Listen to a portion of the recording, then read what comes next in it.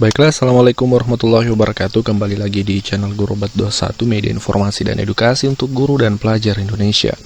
Di video kali ini Bapak Ibu Guru kita akan sharing tentang 15 penyebab umum yang menyebabkan sehingga tunjangan sertifikasi itu tidak cair ya. Ini adalah informasi untuk rekan-rekan guru, terkhusus untuk guru-guru baru, yang maksud kami guru-guru yang baru sertifikasi. Diharapkan dengan info ini bisa mengantisipasi sejak dini sehingga nanti tunjangan sertifikasinya lancar, jangan sampai menjadi kendala dalam pencairan karena salah satu dari penyebab ini, sehingga nanti bisa diantisipasi seperti itu. Baik, kita mulai. Jadi yang pertama adalah penyebab umumnya yaitu guru atau sekolah belum terdaftar dalam pendataan Dapodik. Nah, ini perlu difahami bahwa tidak selamanya ketika kita menerima sertifikat pendidik itu otomatis nanti dapat tunjangan profesi guru atau TPG. Harus dipastikan bahwa guru tersebut sudah terdaftar di Dapodik dan juga sekolahnya sudah terdaftar di Dapodik, karena selama ini banyak juga sekolah yang sudah aktif melakukan proses pembelajaran tapi ternyata belum ada Dapodiknya. Nah, ini yang perlu diantisipasi, dicek, dipastikan bahwasannya sekolah itu masuk Dapodik dan juga guru yang bersangkutan juga sudah valid datanya di Dapodik.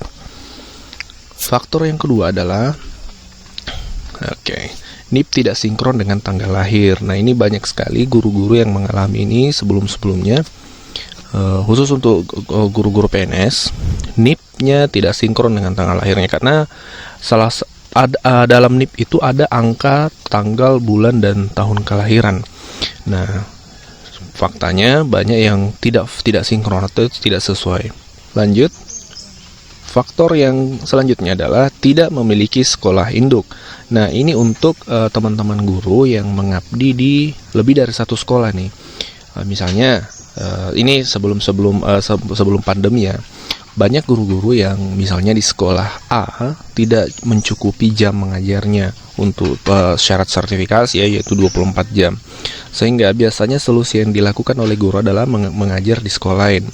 Nah, ternyata dalam Dapodik itu tidak ada yang mana sekolah induknya. Nah, ini perlu dikonfirmasi kembali ke operator sekolah yang mana menjadi sekolah induk Bapak Ibu, maka harus terdata di Dapodik tersebut. Lanjut. Ya, belum mengisi jumlah jam mengajar pada semester 2. Ya, tentu saya rasa yang dipahami karena jam mengajar ini adalah sesuatu yang wajib seperti itu. Bukan hanya semester 2 ya, tapi juga di semester 1. Itu minimal 24 jam.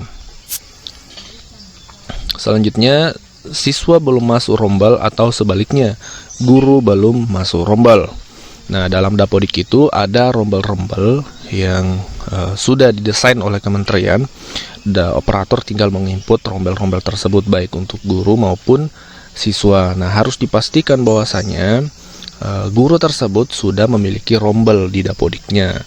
Karena meskipun di lapangan praktek mengajar 24 jam bahkan lebih, tapi ketika di Dapodik ini ada masalah termasuk rombel, maka dipastikan tidak akan cair tunjangan sertifikasinya. Sehingga perlu betul-betul konsultasi intens dengan pihak operator terkait data Bapak Ibu Guru di Dapodik.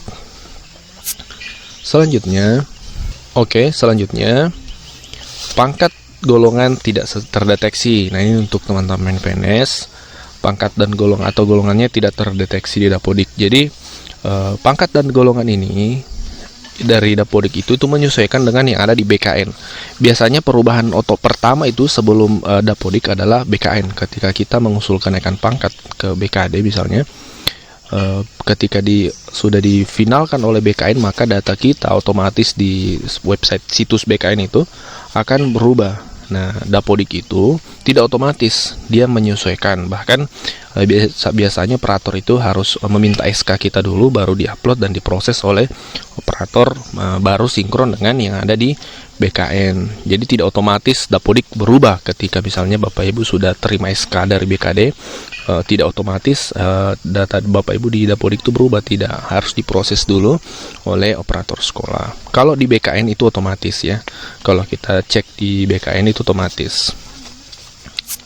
Lanjut. Honor sekolah belum diakui. Salah satu faktor juga nih. Honor sekolah belum diakui maksudnya di sini adalah SK dari honor tersebut menggunakan misalnya SK kepala sekolah.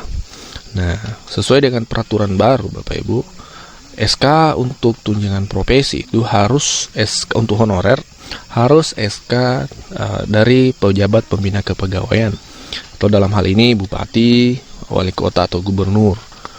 Kalau di swasta itu SK tetap yayasan. Nah, itu yang dua yang menjadi syarat salah satunya. Kalau SK kepala sekolah itu belum memenuhi persyaratan Bapak Ibu guru.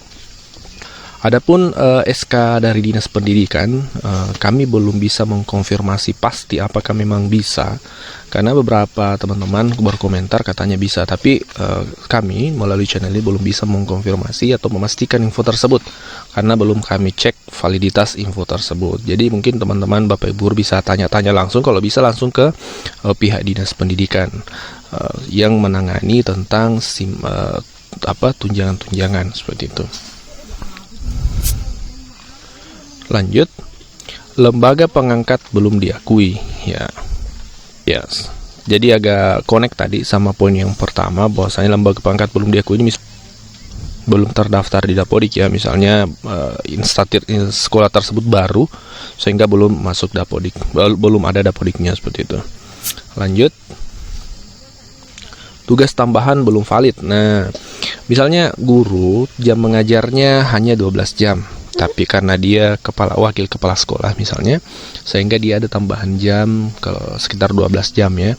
Nah, banyak yang merasa sudah aman karena sudah mengajar 12 jam, kemudian sudah menjabat sebagai wakil kepala sekolah ya, sehingga genap 24 jam.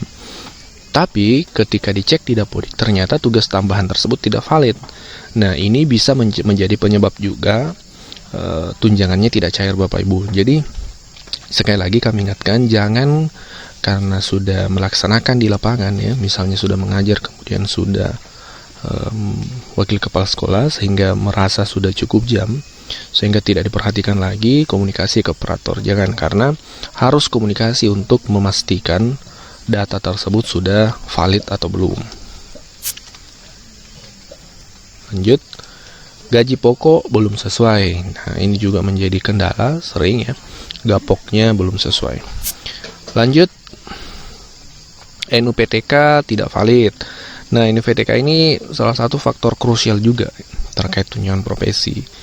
Kadang banyak kasus juga NUPTK misalnya, satu NUPTK ternyata sama dengan NUPTK guru lain.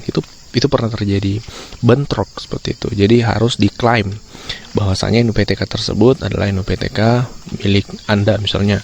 Itu biasanya melalui Verpal PTK. Kalau kita login ke Verpal PTK, itu menggunakan akun sekolah ya, biasanya operator yang tahu. Itu di situ ada nanti klaim NUPTK. Kalau NUPTK-nya bermasalah. Kalau tidak ya tidak apa-apa. Kemudian, bagi Bapak Ibu yang ingin diskusi lebih lanjut, silakan berkomentar. Kita diskusi di kolom komentar. Kita jadikan channel ini sebagai media sharing untuk guru seluruh Indonesia. Baik, terima kasih sudah mampir ke channel ini. Semoga channel ini bermanfaat. Kami komitmen untuk memberikan informasi yang anti-hoax, tentu dengan sumber-sumber yang valid dan jelas. Oke, terima kasih. Salam sukses untuk seluruh guru Indonesia. Wassalamualaikum warahmatullahi wabarakatuh.